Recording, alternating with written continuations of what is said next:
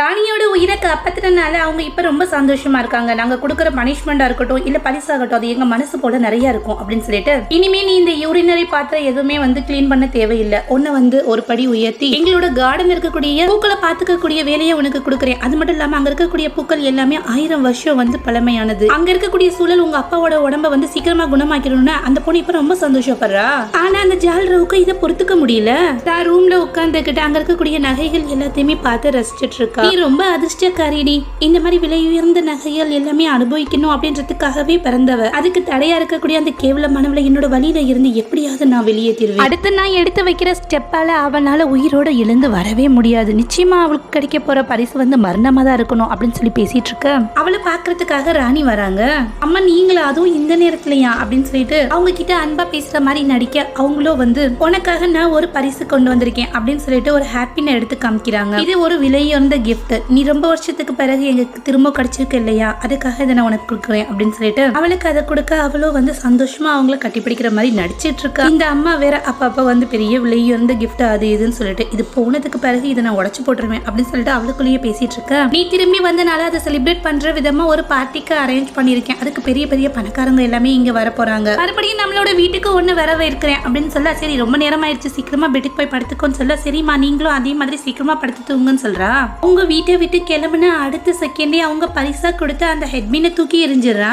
மறுநாள் அந்த பொண்ணு அப்பாயிண்ட் பண்ண அந்த கார்டன்ல உட்காந்துக்கிட்டு அங்க இருக்கக்கூடியவங்க எல்லாருமே எப்படி வேலை பார்த்துட்டு இருக்காங்க அப்படின்றத வாட்ச் பண்ணிட்டு இருக்கா. இப்ப அந்த ஜால்ராக்கு ஒரு வேலைக்காரி இருப்பா இல்லையா, அவ எல்லாத்தையும் நீங்க அந்த வேலையை பாருங்க ஏன் எப்படி நின்றுட்டு இருக்கீங்க அப்படின்னு சொல்லிட்டு கத்திட்டு இருக்க. இப்ப அந்த இடத்துல உண்மையான இளவரசி வேலை பார்த்துட்டு இருக்கா. அவனால தூக்க முடியாம பெரிய தண்ணி வாளியை தூக்கி வந்துட்டு இருக்கா. இப்ப அந்த ஜால்ராவோட வேலைக்காரியோ ஒழுங்கா வேலை பார்க்க மாட்டியா, ரொம்ப ஸ்லோவா பார்த்துட்டு இருக்க. ராணி உனக்கு ரிவார்டா இங்க வேலை பார்க்கக்கூடிய தகுதியை கொடுத்த உடனேயுமே நீ ஓவரா ஆட ஆரம்பிச்சிட்டியா அப்படின்னு சொல்லிட்டு கத்த. அந்த ஜால்ராவோ இதுக்காக இந்த மாதிரி பேசிட்டு இருக்க. இவ யாரு தெரியுமா, எங்க அம்மாவோட உயிரையே காப்பாத்தினவ, அதனால இவகிட்ட மன்னிப்பு கேளுன்னு சொல்ல இவ கிட்ட போய் மன்னிப்பு கேட்க சொல்றீங்களான்னு சொல்லி கேட்க போறியா இல்லையா அப்படின்னு சொல்லி ஒரு பார்வை பாக்குறா. என்ன மன்னிச்சுன்னு சொல்ல இவ பரவாயில்லன்னு சொல்லிட்டு அந்த இடத்த விட்டு கிளம்புறதுக்கு ட்ரை பண்றா. ஆனா அந்த ஜால்ராவோ அங்க இருக்கக்கூடிய ஒரு டம்ளர்ல ஜூஸ் ஊத்திட்டு போய் எங்க அம்மாவை காப்பாத்தின இல்லையா, அதனால உனக்கு பைசா இதை தரேன் குடி அப்படின்னு சொல்ல அவளும் எனக்கு இது வேணான்னு சொல்ல உனக்கு வேணானாலும் இதை நீ குடிச்சுதான் ஆகணும்னு சொல்லிட்டு அவளை கட்டாயப்படுத்தி அவளோட வாயில அதை ஊத்தி விட்டுறா. அதை குடிச்ச அடுத்த செகண்டே அந்த பொண்ணு மயக்க போட்டு அதே இடத்துல கீழே விழுந்துடுறா.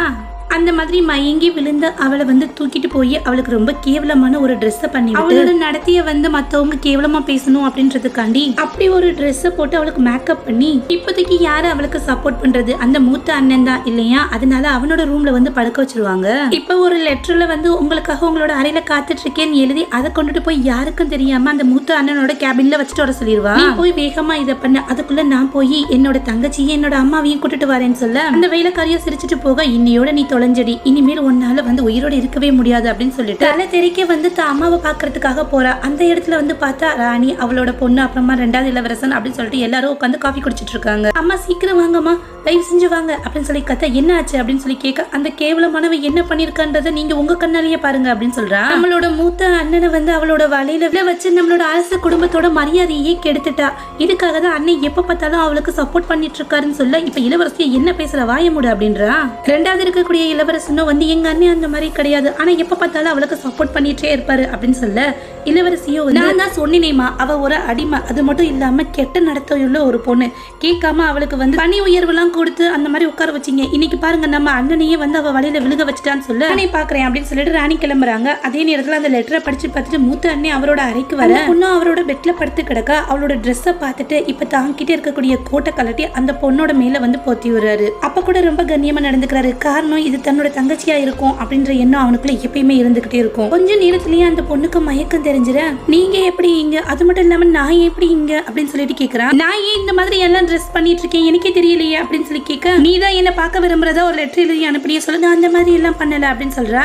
அப்படின்னா இது ஒரு ட்ரிக்கா தான் இருக்கணும், உன்னை மாட்டி வரதுக்காக தான் இந்த மாதிரி யாரோ பண்ணிருக்காங்க, உடனே இந்த இடத்தை விட்டு எந்திரி, நாம இங்க இருந்து கிளம்பி ஆகணும் அப்படின்னு சொல்லிட்டு அந்த பொண்ணை எழுப்ப கரெக்டா அந்த இடத்துக்கு ராணி வர என்ன காரியம் பண்ற அப்படின்னு சொல்லிட்டு கத்த ஆரம்பிக்கிறாங்க.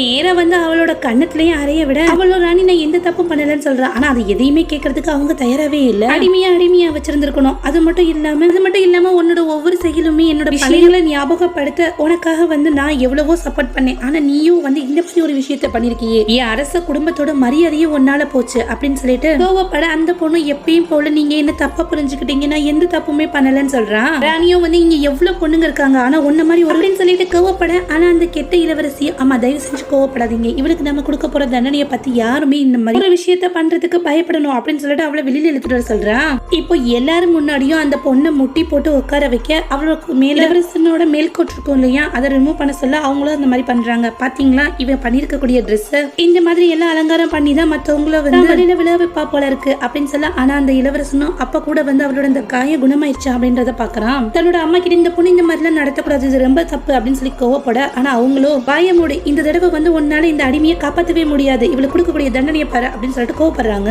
போய் பேசக்கூடிய இவளோட வாயை வந்து கட்டையால 100 தடவை அடிங்க அப்படின்னு சொல்லி அவங்க உத்தரவு போட, அதே போல அங்க நின்றுட்டு இருக்கக்கூடிய வேலைக்கார பொண்ணு அவளோட வாயிலேயே தொடர்ந்து அடிச்சுக்கிட்டே இருக்கா.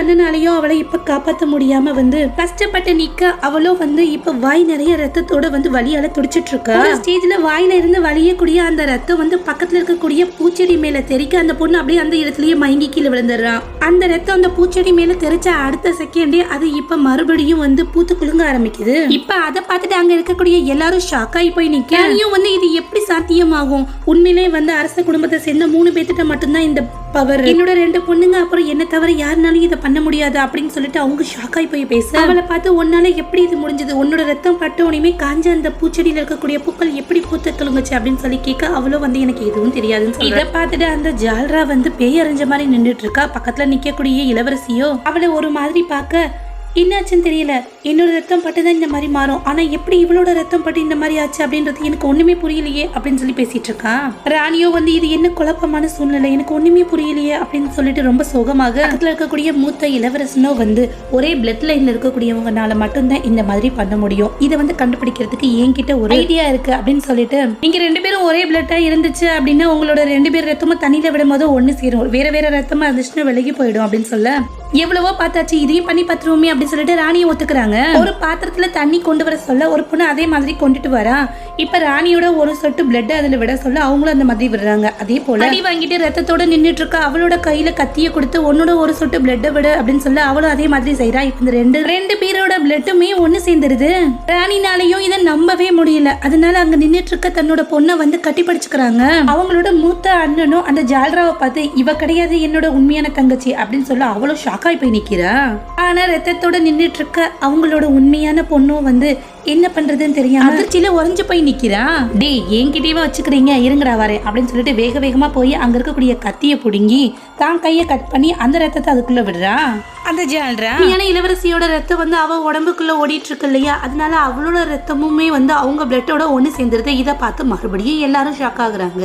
அந்த திமிரு பிடிச்ச இளவரசியோ வந்து சந்தோஷப்பட, இப்ப அந்த ஜால்ராவோ எனக்கு நடந்த விஷயங்கள் எல்லாமே கொஞ்சம் கொஞ்சம் ஞாபகத்துல இருக்கு, ஆனா வந்து இதை பத்தி முன்னாடியே உங்ககிட்ட சொல்லாததுக்காக என்ன மன்னிச்சிடுங்க, என்ன தூக்கிட்டு போனவங்க யாருன்றது எனக்கு ஞாபகம் இல்ல. அவங்க வந்து என்னோட பிளட்டை வந்து எடுத்து அதை வேற ஒரு பொண்ணுக்கு கொடுத்தாங்க. மேபி அந்த பொண்ணு இவளாதான் இருக்கணும். அதனாலதான் இவளோட ரத்தம் பட்ட அடுத்த செகண்டே அந்த பூக்கள் வந்து பூத்து குலுங்க ஆரம்பிச்சிருச்சுன்னு சொல்லி இதை கேட்ட ராணிக்கு ரொம்ப கோவம் வந்துருது. அவளோட கண்ணத்திலேயே அரைஞ்சு அவளை கீழே தள்ளி விட, உன்னோட உண்மையான முகம் என்ன அப்படின்றத நான் தெரிஞ்சுக்கிட்டேன். கண்டிப்பா உன்னோட அப்பா நீ எல்லாம் சேர்ந்துதான் இந்த விஷயத்த பண்ணிருக்கணும் அப்படின்னு சொல்ல அவளையும் அந்த இடத்துக்கு இழுத்துட்டு வந்துடுறாங்க. அவரை தன் பொண்ணோட இந்த நிலைமையை பார்த்துட்டு யார் டைவர் இந்த மாதிரி பண்ணதுன்னு சொல்ல நாங்க தண்டை அடிச்சோம் அப்படின்னு சொல்லிட்டு அந்த 2வது இளவரசன் கத்திட்டு இருக்கான். உங்களை மாதிரியான கெட்டவங்களுக்கு இந்த நிலைமை தான் ஏற்படும் அப்படின்னு சொல்லிட்டு ராணியும் அவங்க அப்பாவை வந்து அடிச்சு உதைக்க சொல்லிடுறாங்க. வயசானவரன் கூட பார்க்காம அவரை போட்டு அடின்னு அடிச்சு அவரை வேதனைப்படுத்த அவளோட பொண்ணோ வந்து எங்க அப்பாவை விட்டுடுங்க சொல்லி போராடிட்டு இருக்கா. அவரோட வாயில இருந்து ரத்தமா வந்தி வர இப்ப அதை பார்த்துட்டு அந்த பொண்ணும் அது மட்டும் இல்லாம மூத்த அண்ணனும் ஷாக் ஆகி போய் நிக்கிறாங்க. இதோட கண்டினியூஷனா அடுத்த பாட்டுல பார்க்கலாம். தேங்க்யூ.